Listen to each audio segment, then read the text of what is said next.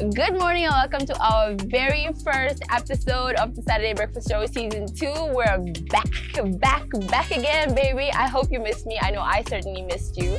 You know the gist. I have the best lineup for you today to make sure that you have an amazing Saturday morning. We're going to start off with our exercise regimen, which is new to you guys. You know, we have to upgrade and keep you interested.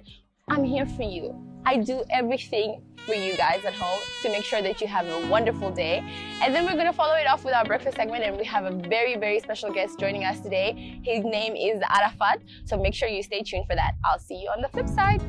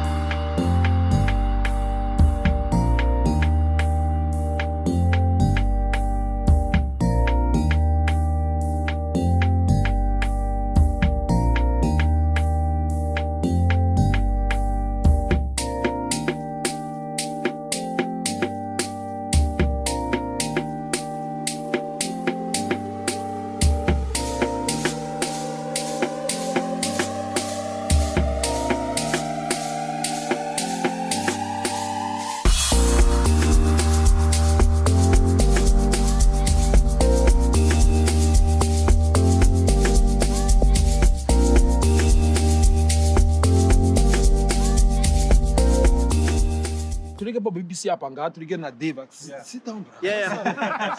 Yo, are you enjoying it? Young urban professionals. Just my nigga is getting married. He got even married, but he didn't even tell me, bro. He didn't come perform. Nandi mashilula, nandi wami. So at least, bro. Dave, man, Dave, oh no, man. Yeah, no. What are we doing for? There's our neighbor, France. There's our neighbor. That's Chess. Getting married. There's He's getting married. Yeah, there's our neighbor.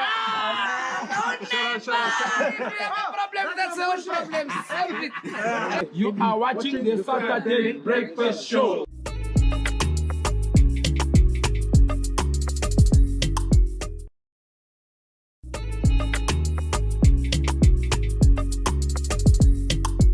My name is Tobias, and here I'm going to cook for Namibian kapana. Here's our meat for kapana, and our kapana comes with salsa and fat cook, okay? So I can start with my kapana, put it on the grill. The grill must nice hot so that the meat will not make that juice. That's our normal kapana, like for kapana for single quota. Okay. Then, while your kapana is cooked, you can start preparing your sasa, which is tomato, cucumber, red onion, and our normal onion. This is for our sasa. Okay. For the kapana, we don't need to pour oil on the stove because kapana is having fat.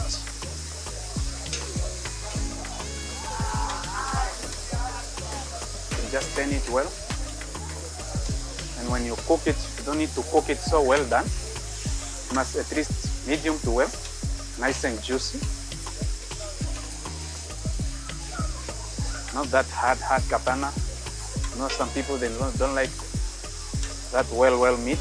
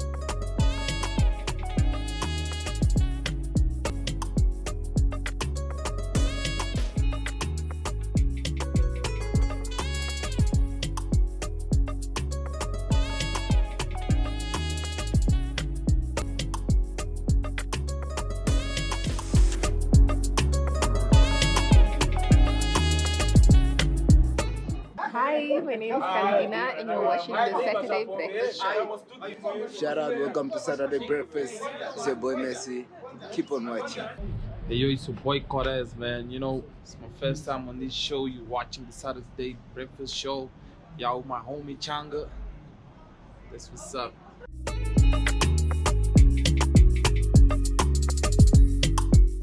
Welcome back to the Saturday Breakfast Show, the breakfast edition.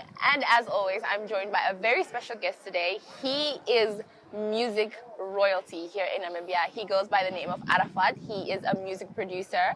Welcome to the show, sir. Music royalty, that's deep. No, it Thank is you. deep. It's very deep. And we know, we like to treat our guests right. And for you today, we have prepared a young... Is it because I'm a herero? No. Have you guys prepared this? A fat cook and a kanyama? And a No, cassava? we're trying to keep it authentic. You know, Namibian Babalas breakfast most. Away. Yeah. So you think I'm a kind of bit of pabalas, but it's fine. I'm No, joking. maybe I'm talking about myself. Why do you feel some type of way? Maybe I'm talking about myself. Why? No, it's fine. You're the one that invited me, so it's all good. So we prepared this special kapana for It's you. really dope. It's Yeah. delicious. It's actually luscious. Yeah. So I love it. Oh, luscious, said the man. Yeah, It's so- luscious. Well, Araffath, welcome to the show. Thank Thanks for being here. I almost said Thank thanks you for having me. us.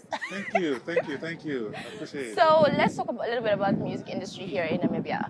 What has been your experience? But before we get to that, how did you get started in the industry? Basically, I would say it started in church, Mm-hmm. where they taught me how to play piano. And from the piano, I had this keyboard where now I started making beats and then composing songs, stuff like that, and teaching Arandas. At that time I was pretty a little boy. It was the first time I started playing piano. I think I was 11 or 12 years old. Yes. And then from there, the rest is history. I mean, it's like, I used to follow these guys like the P. Diddy back in the days. you Yeah. know. And I used to like, man, one day I would love to be like P. Diddy. That time P. Diddy was like the big shit. The big you know? shit, yeah. Understand? So and I'm like, no, man, I would love to be like P. Diddy, you know? Right. Because for him, I didn't want to be like an artist really. Mm-hmm. I just had the passion for like being behind the scenes, you know, and then making beats and then managing artists and stuff like Right. that. So it was really like a passion. So I started off from way back when I was young. So yeah, then today here I am. Here you are. Well, you said you started off when you were very young. Were Yeah. your parents supportive of your music career? Honestly speaking, It's okay. In Namibia- Let's be honest. no, I will not say they were supportive, not supportive. They were actually happy. Mm-hmm. I actually grew up with my grandmother, Oh, really? my uncle, yeah. So you're a cuckoo's baby. Yeah, I'm a cuckoo's baby. Really a typical one, and I'm proud of it. And my uncle, Daniel Utapi, who really took good care of me also. And I think he's the one that noticed the gift also. And he was like, he didn't really say much, but in a way I could see in his eyes the supportive system towards it. Because that's really that was the one thing I was really good at. I was very good at 100 meters, 200 meters. That was my thing. I was actually an athlete, yeah. But then I think my passion shifted over from sports to music.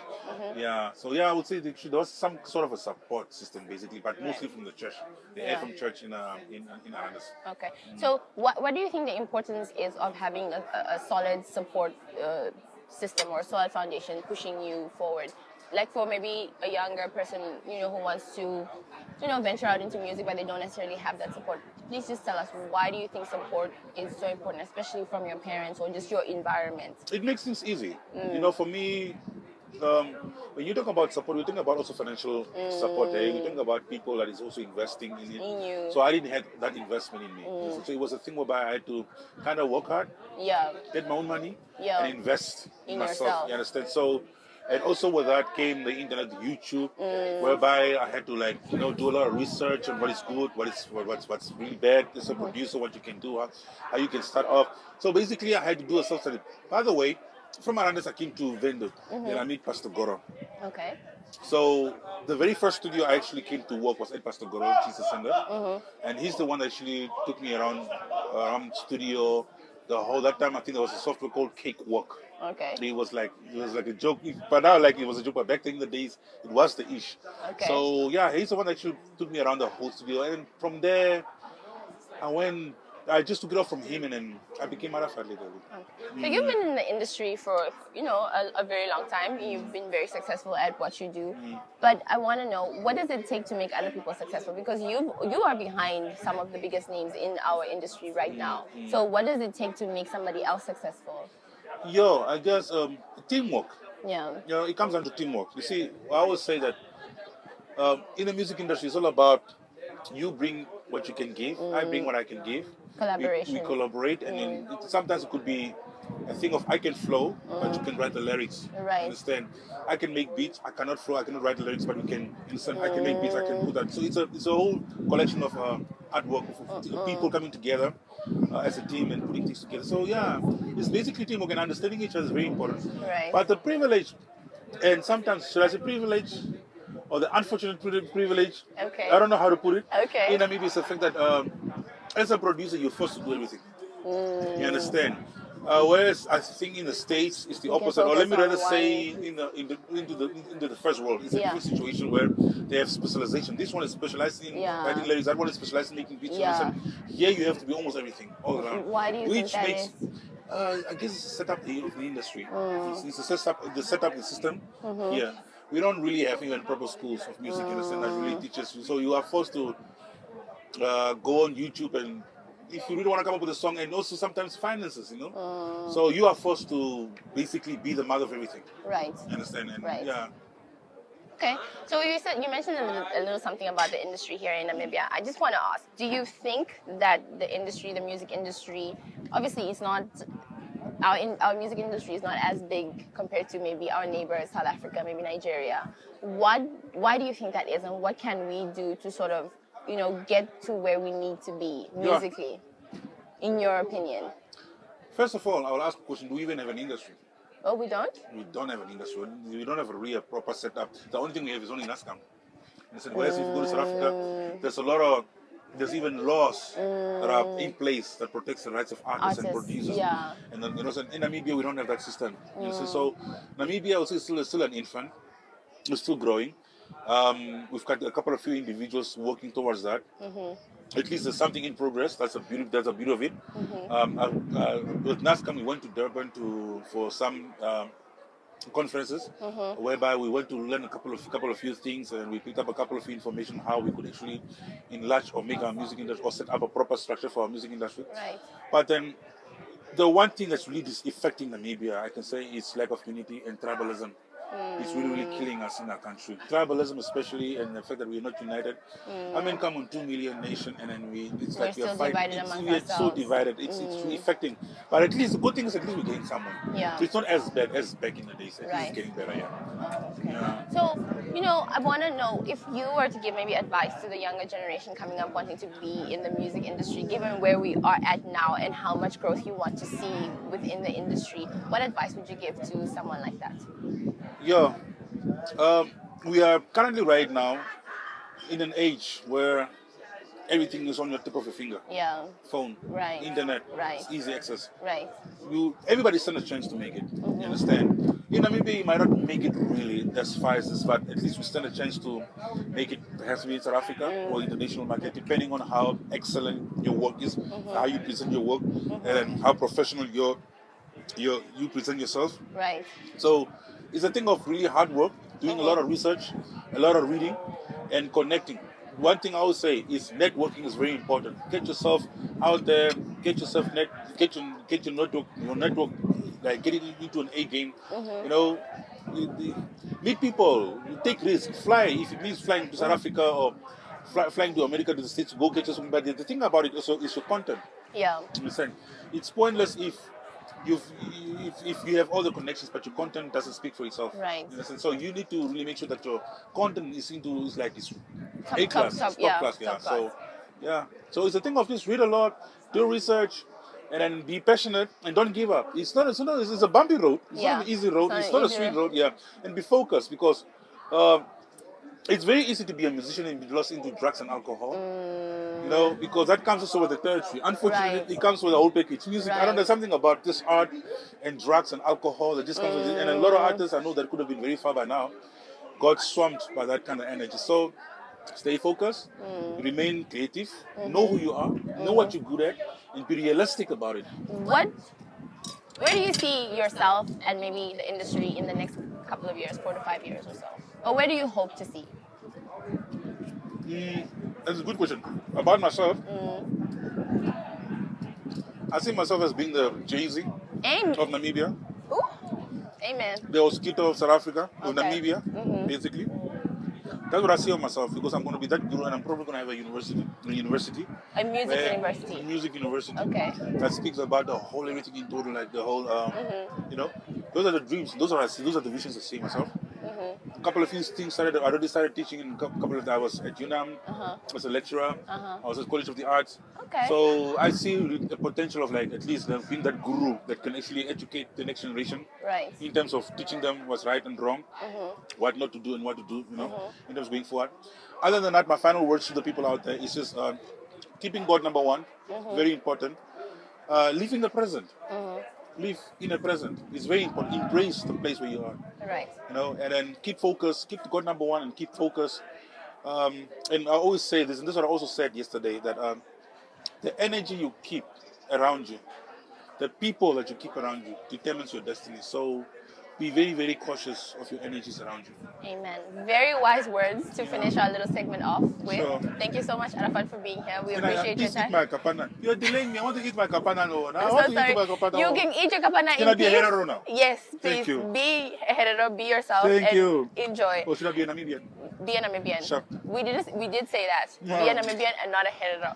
Stay tuned for the next segment, guys. I'm also going to go dig into my kapana off camera so none of you etiquette people can come for me. Okay?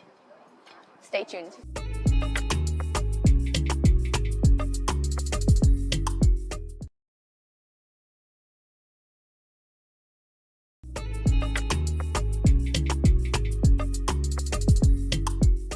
Yo, it's a Saturday breakfast show. It's your nigga age with my nigga Changa here. Shout out to the gang, my niggas in the Kasi, Dicky Ban, Twizy, Ngoji, Sala, yeah man. Keep it locked. It is what it is. Tuleke hapa ngapo BBC hapa Tumba Joleke. Tantale Saturday breakfast show. Atumba Joleke. I'm Samuel Ngoji. Ozakanjan. I have a new single coming out. Go to Samuel Ngoji on Instagram. Tumba Joleke Diva Ngao. Opuanga. Nastrovia, Nastros. Awe.